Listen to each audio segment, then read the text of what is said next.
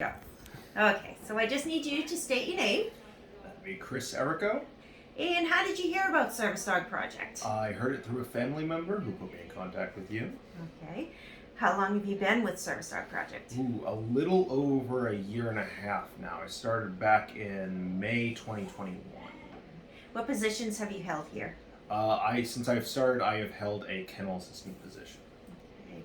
Do you have any pets at home? I do. I have Emma who came to me from here. Okay. Do you have a favorite litter?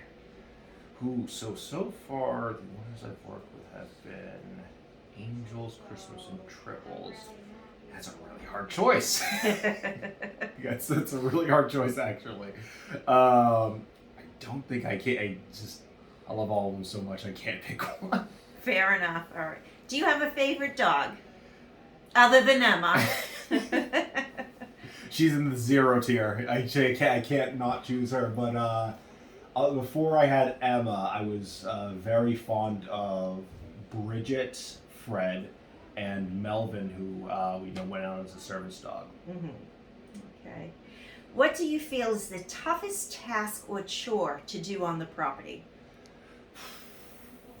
That's a tough one. And you can't say snow shoveling because it hasn't snowed yet here. I would just say cleaning kennels. It's not even that it's a hard task. It's very time consuming, and it's when we have so many other things to do, it can be very tough to focus on that and try to manage so much other stuff. Okay. All right. Let's talk about training. So training. Every time you touch a dog, you're training a dog. What training skills are you the most comfortable with, and what would you like to learn? So right now, the little bit of training that I know, I am pretty good with recall training the dogs, and of course correcting them. They know very much not to mess with me anymore. I would like to get better at just walking with the dogs, just kind of getting them to, walk by my side. I know a little bit of how to do that, but it's really, I don't have the time to really practice with them to make sure that they stay by my side, they stay with me as I'm walking with them. So I think that is something I'd really like to work on, is just kind of that basic first step of just staying by my side, not running off every which way as they're on the leash, which I know if they have the vest on, they're a lot less likely to do that, but I'd like to see if I can get them to start doing that without the vest on. Okay. All right. We can definitely work on that with you. If you could add one thing to the wish list, what would it be? Let me think.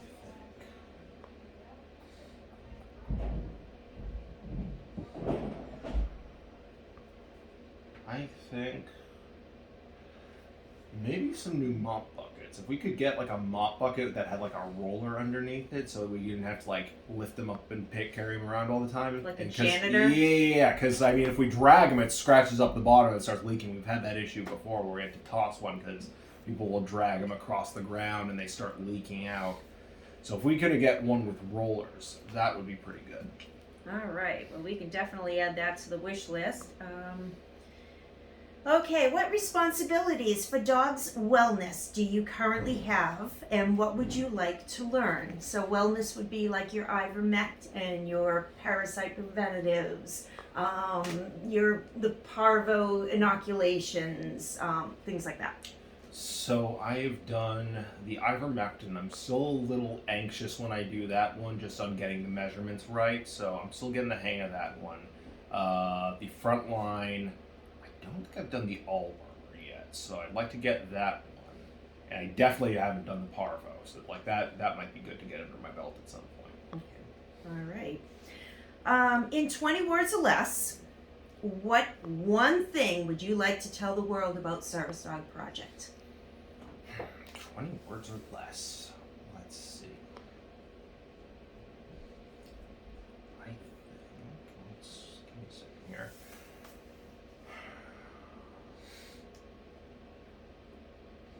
I think I'd like to say that the people here do great work and love the dogs, and that we do need a little extra help from time to time, so if anyone has free time, please come on by.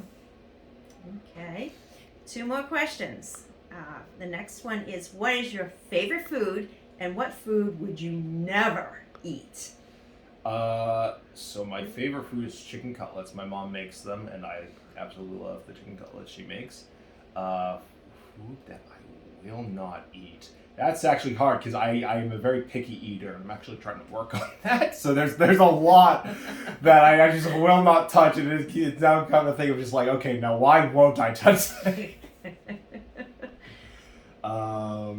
If there's a food that I absolutely do not like, I would say white fish like haddock, or I don't like the texture. They taste like a pillow to me.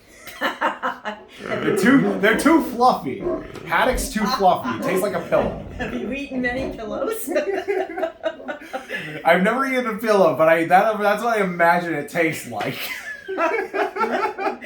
Okay, last but not least, share a funny story or most embarrassing moment that has happened at the farm. How much time you got? I know there was one I wanted to. I can't remember which one it was, but I can think of another one, which was back when Evie was still here.